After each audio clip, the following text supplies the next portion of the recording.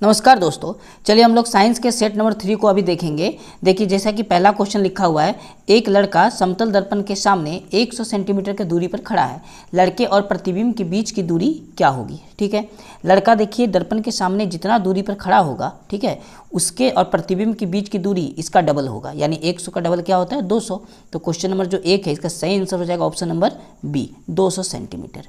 Question number 2 में लिखा है, एक वस्तु अवतल दर्पण के सामने 10 सेंटीमीटर पर रखा है, जबकि दर्पण की फोकस दूरी 20 सेंटीमीटर है, तो प्रतिबिंब बनेगा।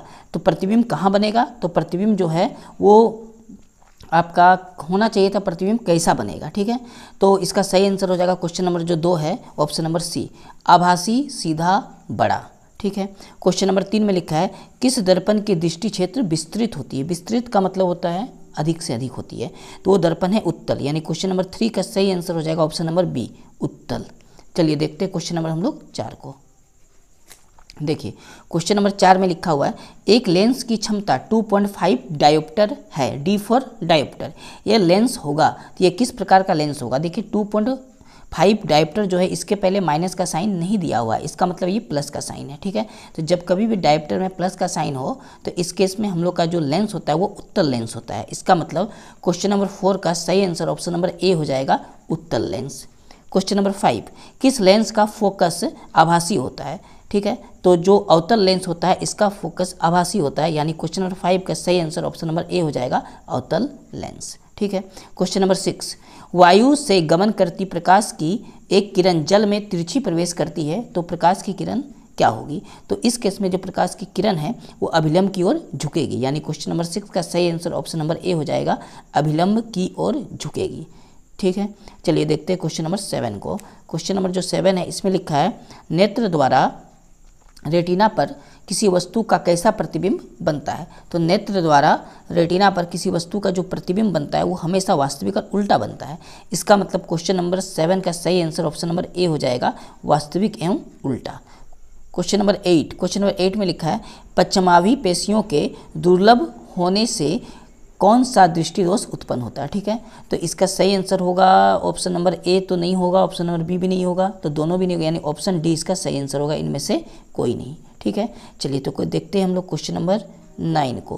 क्वेश्चन नंबर 9 में लिखा हुआ है, आँख की उत्तल लेंस की वक्रता बदलने में कौन सी मांसपेशी सहायता करती है? ठीक है, तो जो क्वेश्चन नंबर आपका 9 है इसका सही आंसर हो जाएगा सिलियरी, यानी क्वेश्चन नंबर 9 का ऑप्शन नंबर ए सही आंसर है, सिलियरी। क्लियर है यहाँ तक? चलिए हम लोग देखते हैं क्वेश्चन नंबर 10 को। क्वेश्चन नंबर 10 में लिखा है, नेत्र के किस भाग में प्रतिबिंब का निर्माण होता है? ठीक है, तो ये होता है दृष्टि पटल पर, यानी क्वेश्चन नंबर 10 का सही आंसर ऑप्शन नंबर ए हो जाएगा, दृष्टि पटल। क्वेश्चन नंबर 11 में लिखा है, विद्युत धारा किसी यंत्र से मापा जाता है? तो इसको हम लोग एमीटर नामक यंत्र से मापते हैं, यानी क्वेश्चन नंबर 11 का सही आंसर ऑप्शन नंबर बी हो जाएगा, एमीटर। क्वेश्चन नंबर 12 में लिखा है, प्रतिरोधकता का एसआई मात्रक क्या है? तो प्रतिरोधकता का एसआई मात्रक होता है ओम मीटर, यानी क्वेश्चन नंबर 12 का सही आंसर ऑप्शन नंबर ए हो जाएगा, ओम मीटर। अगर प्रतिरोध का एसआई मात्रक आपसे पूछे तो उसका आंसर हो जाएगा ओम। क्लियर है यहाँ तक? चलिए देखते हैं क्वेश्चन नंबर हम लोग 13 को। क्वेश्चन नंबर 13 में लिखा है, चुंबकीय क्षेत्र रेखाएं चुंबक के किस ध्रुव से प्रकट होती हैं? ठीक है, तो ये हमेशा उत्तरी ध्रुव से प्रकट होती है, यानी क्वेश्चन नंबर 13 का सही आंसर ऑप्शन नंबर ए हो जाएगा, उत्तरी ध्रुव। क्वेश्चन नंबर 14, इसमें लिखा है, निम्न में से कौन सा कथन सत्य है? तो आप जब पढ़िएगा तो इसमें से क्वेश्चन नंबर जो 14 है इसका ऑप्शन नंबर ए जो लिखा है ये भी सत्य है, लेकिन इसमें जो C4 SO4 दिया है ना, ये आप थोड़ा सा मिस प्रिंट है, आप देख लीजिएगा। का जलीय विलयन का रंग नीला होता है, ये बिल्कुल सही है। और ऑप्शन नंबर बी में लिखा है, Na2 गैस का रंग भूरा होता है, Na2 भी थोड़ा गलत है, NO2 शायद होना चाहिए, है ना, तो उसका भी रंग क्या होता है? भूरा होता है, यानी ऑप्शन नंबर सी इसका सही आंसर हो जाएगा। क्वेश्चन नंबर 14 का सही आंसर क्या हो जाएगा? ऑप्शन नंबर सी, उपरोक्त दोनों, यानी दोनों इसका आंसर होगा। ठीक है, क्वेश्चन नंबर 15, इसमें लिखा है, चिप्स के पैकेट में विकृत गंधिता से बचने के लिए कौन सी गैस डाली जाती है? तो इसमें नाइट्रोजन गैस डाली जाती है, यानी क्वेश्चन नंबर जो 15 इसका सही आंसर ऑप्शन नंबर बी हो जाएगा, नाइट्रोजन। क्लियर है यहाँ तक? चलिए अब हम लोग देखते हैं क्वेश्चन नंबर 16 को। क्वेश्चन नंबर 16 में लिखा है, मीथेन का दहन उदाहरण है। तो जो मीथेन है इसका दहन एक ऊष्माक्षेपी अभिक्रिया का उदाहरण है, यानी क्वेश्चन नंबर 16 का सही आंसर ऑप्शन नंबर ए हो जाएगा, ऊष्माक्षेपी अभिक्रिया का। क्वेश्चन नंबर 17 में लिखा है, दीवारों पर सफेदी करने के लिए किसका उपयोग होता है? तो क्वेश्चन नंबर 17 का सही आंसर हो जाएगा option number B CaOH2 bracket के नीचे आता है, ठीक है। तो ये इसका उपयोग करते हैं हम लोग दीवारों में सफ़ेदी करने के लिए। तो क्वेश्चन नंबर 17 का सही answer option number B. Question number 18, इसमें लिखा है प्राकृतिक सूचक का उदाहरण, ठीक है। तो जो लिटमस पत्र होता है ये एक प्राकृतिक सूचक का उदाहरण होता है, यानी क्वेश्चन नंबर 18 का सही आंसर ऑप्शन नंबर बी हो जाएगा, लिटमस पत्र, ठीक है। चलिए तो क्वेश्चन नंबर हम लोग अब 19 को देखते हैं। क्वेश्चन नंबर 19 में लिखा है इनमें से कौन प्रबल क्षारक नहीं है, ठीक है। आपको पूछा है कि प्रबल क्षारक नहीं है, तो देखिए NaOH ये प्रबल क्षारक है, KOH भी प्रबल क्षारक है यानी स्ट्रॉन्ग बेस, और क्वेश्चन नंबर जो 19 का ऑप्शन सी है ये भी एक तरह से प्रबल क्षारक में आता है, यानी इसका सही आंसर क्वेश्चन नंबर 19 का हो जाएगा ऑप्शन नंबर डी, इनमें से कोई नहीं। क्लियर है यहाँ तक। देखिए क्वेश्चन नंबर 20 में लिखा है NaOH का उपयोग होता है, तो NaOH का उपयोग साबुन तथा अपमार्जक बनाने में किया जाता है, यानी क्वेश्चन नंबर 20 का सही आंसर ऑप्शन नंबर सी हो जाएगा, साबुन तथा अपमार्जक में, ठीक है। चलिए तो हम लोग देखते हैं क्वेश्चन नंबर 21 को। इसमें लिखा हुआ है मेथेनोइक अम्ल किसमें उपस्थित रहता है, ठीक है। तो मेथेनोइक अम्ल जो है ये लाल चींटी के डंक में उपस्थित रहता है और साथ ही साथ नेटल के डंक में भी उपस्थित रहता है, यानी क्वेश्चन नंबर जो 21 है इसका सही आंसर हो जाएगा ऑप्शन नंबर सी, दोनों। क्वेश्चन नंबर 22 में लिखा है स्वतंत्र अवस्था में पाए जाने वाले धातु, तो देखिए स्वतंत्र अवस्था में 4 धातु पाए जाते हैं, सोना, चांदी, कॉपर और प्लेटिनम, ठीक है। लेकिन आपका जो क्वेश्चन नंबर 22 है इसमें केवल गोल्ड और सिल्वर का ही नाम दिया है, ठीक है। गोल्ड मतलब सोना होता है और गोल्ड का सिंबल जो दर्शाते हैं वो AU होता है, और सिल्वर का मतलब चांदी होता है, इसको AG बोलते हैं। इसके अलावा 2 और धातु है जो स्वतंत्र अवस्था में पाया जाता है, प्लेटिनम और कॉपर, ठीक है।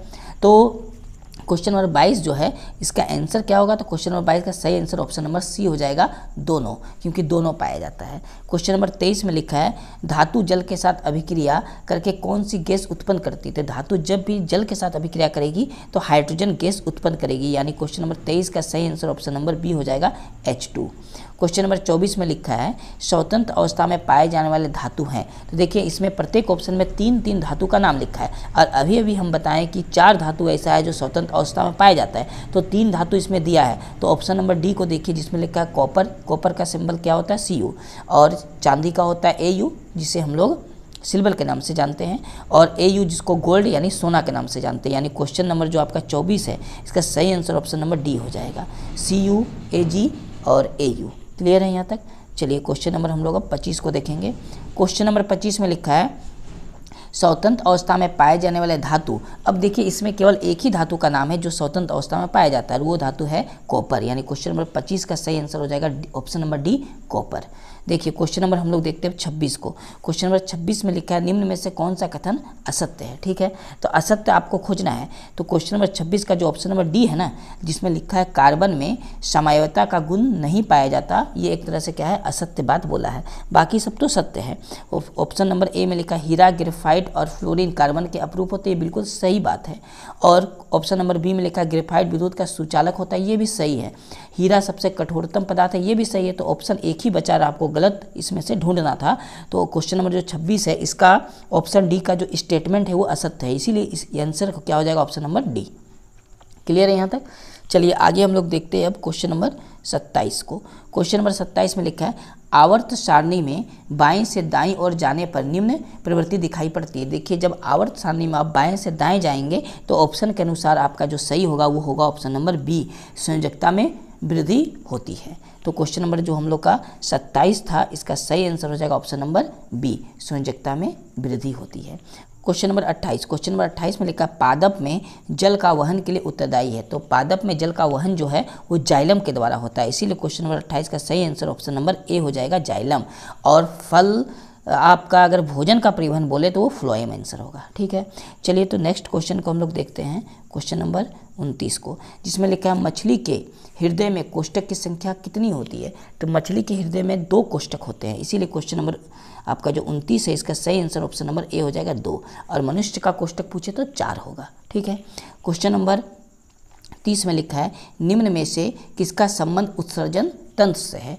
तो इसका आंसर हो जाएगा ऑप्शन नंबर ए, आधारी निस्यंदन एकक। यानी क्वेश्चन नंबर जो आपका 30 है इसका सही आंसर ऑप्शन नंबर ए हो जाएगा, आधारी निस्यंदन एकक। क्वेश्चन नंबर 31, इसमें लिखा है रक्त दाब, जिसको हम लोग ब्लड प्रेशर के भी नाम से जानते हैं, रक्त दाब किस तंत्र से ये लिखा है पाता जाता नहीं होगा, यहाँ मापा होगा, क्या होगा, मापा जाता है, ठीक है, ये मिसप्रिंट है। देखिए तो क्वेश्चन नंबर 31 का सही आंसर हो जाएगा ऑप्शन नंबर ए। इस यंत्र का नाम है स्फैगोमोमैनोमीटर, आपको अच्छे से याद रखना है स्फैगोमोमैनोमीटर, ठीक है। तो क्वेश्चन नंबर जो 31 था इसका सही आंसर ऑप्शन नंबर ए हो गया। क्वेश्चन नंबर 32 में लिखा कौन सा हार्मोन अधिवृक्क ग्रंथि से स्रावित होती है, तो वो हार्मोन का नाम है एड्रेनलिन, यानी क्वेश्चन नंबर जो हम लोग का 32 है इसका सही आंसर ऑप्शन नंबर बी हो जाएगा, एड्रेनलिन। क्लियर है यहाँ तक। चलिए देखते हैं हम लोग क्वेश्चन नंबर 33 को। क्वेश्चन नंबर 33 में लिखा हुआ है वृद्धि हार्मोन कहाँ से स्रावित होती है, तो वृद्धि हार्मोन जो होता है ये पीयूष ग्रंथि से स्रावित होती है, यानी क्वेश्चन नंबर 33 का सही आंसर ऑप्शन नंबर ए हो जाएगा, पीयूष ग्रंथि। क्लियर है यहाँ तक। चलिए नेक्स्ट देखते हैं हम लोग क्वेश्चन नंबर 34 को। इसमें लिखा हुआ है विषाणु जनित रोग है, तो आपको विषाणु जनित रोग तो बहुत सारा होता है लेकिन ऑप्शन के अनुसार आपको चुनना है। तो देखिए ऑप्शन नंबर जो ए है HIV एड्स, ये तो विषाणु से ही होता है इसलिए ये तो होगा, और ऑप्शन नंबर बी में लिखा हुआ है वाट्स, ठीक है, ये भी विषाणु से होता है इसलिए ये भी सही आंसर है। तो वाट्स क्या होता है, वाट्स को ही हम लोग बोलते हैं मस्सा। तो मस्सा क्या होता है, जब आपके शरीर के किसी भी अंग में कहीं भी एक मांस जैसा पदार्थ थोड़ा गोल जैसा बड़ा सा हो जाता है उसी को मस्सा बोलते हैं, होता है ना, चेहरा पे निकल जाता है, कान में निकल जाता है, उसी को हम लोग क्या बोलते हैं, वाट्स बोलते हैं, मस्सा। ये भी विषाणु जनित रोग है, यानी क्वेश्चन नंबर 34 है इसका सही आंसर ऑप्शन नंबर सी हो जाएगा, दोनों, मतलब ए और बी दोनों इसका सही आंसर होगा। क्लियर है यहाँ तक। चलिए क्वेश्चन नंबर हम लोग 35 को देखते हैं। देखिए क्वेश्चन नंबर 35 में लिखा है प्लेसेंटा की संरचना होती है, तो जो प्लेसेंटा है इसकी जो संरचना होती है ये एक तस्तरी नुमा होती है, यानी क्वेश्चन नंबर 35 का सही आंसर ऑप्शन नंबर ए हो जाएगा, तस्तरी नुमा।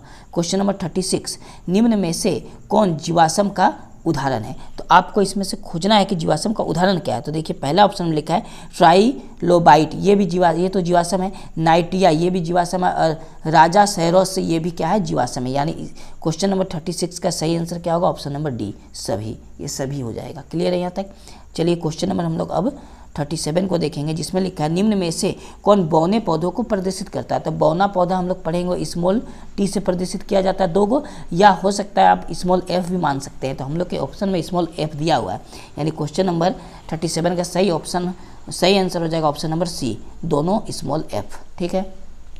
देखिए तो नेक्स्ट देखते हैं हम लोग क्वेश्चन नंबर 38 को, जिसमें लिखा है ग्लोबल वार्मिंग जिसको वैश्विक उरामन के नाम से भी जाना जाता है कि उत्तरदायी गैस कौन सा है। तो ग्लोबल वार्मिंग के लिए जो उत्तरदायी गैस है वो कार्बन डाइऑक्साइड है, यानी क्वेश्चन नंबर 38 का सही आंसर ऑप्शन नंबर डी हो जाएगा, CO2, कार्बन डाइऑक्साइड, ठीक है।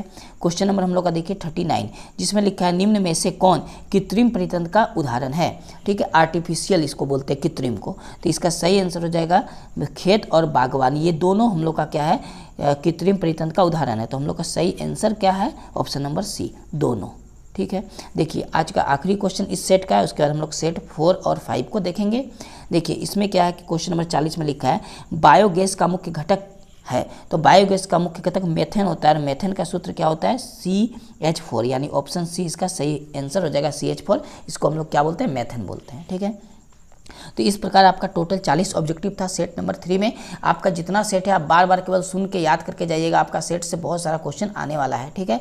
चलिए तो हम लोग मिलते हैं नेक्स्ट वीडियो में नेक्स्ट सेट के साथ, और अभी तक अगर आपने मेरे चैनल को सब्सक्राइब नहीं किया तो आप चैनल को जल्द से जल्द सब्सक्राइब करके बेल आइकन को प्रेस कर लीजिए, ठीक है। तो मिलते हैं नेक्स्ट वीडियो में, जय हिंद।